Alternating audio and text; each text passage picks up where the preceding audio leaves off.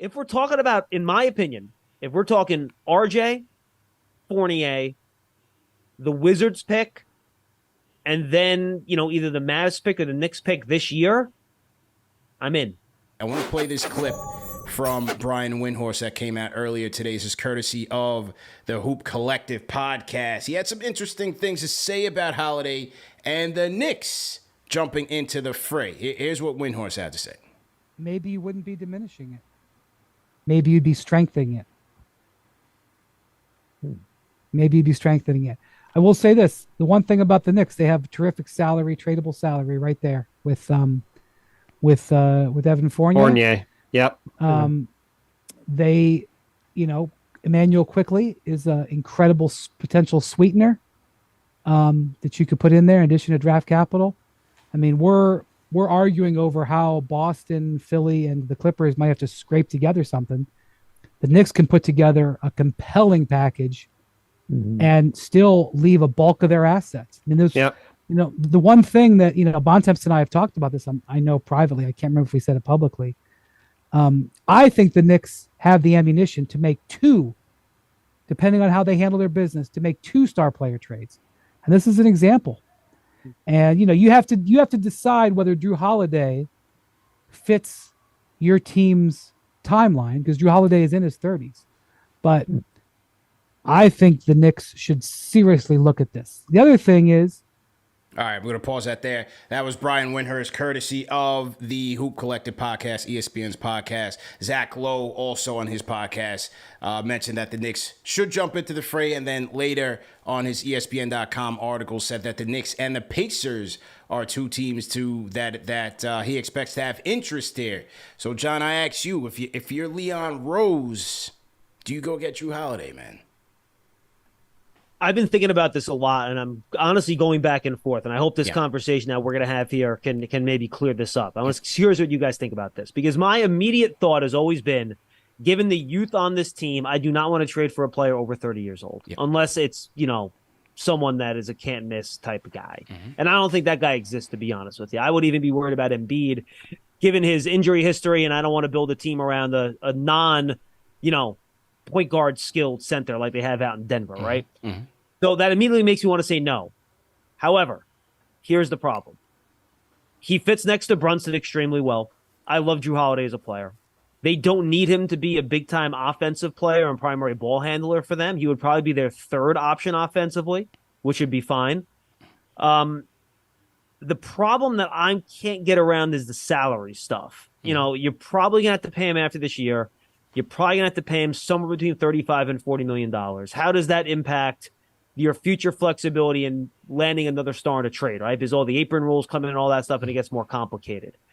But what's the cost? And I really think that's the question here. We can't just say yes or no to Jrue.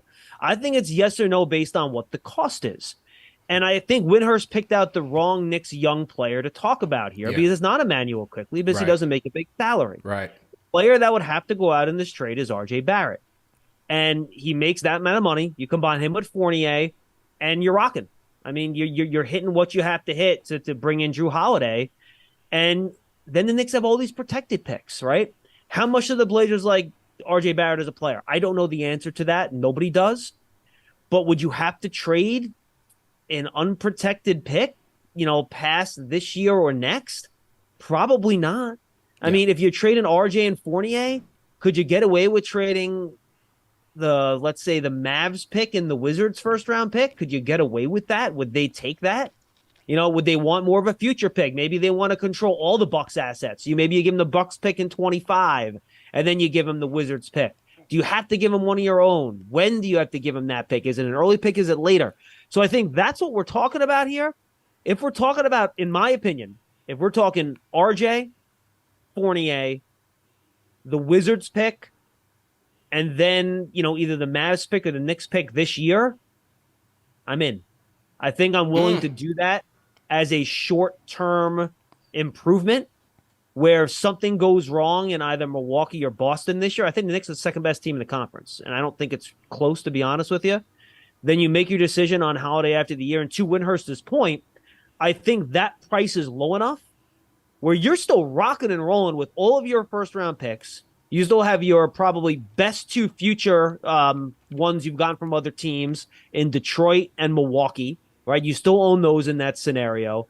You could trade all your picks. By then, you would have traded quickly.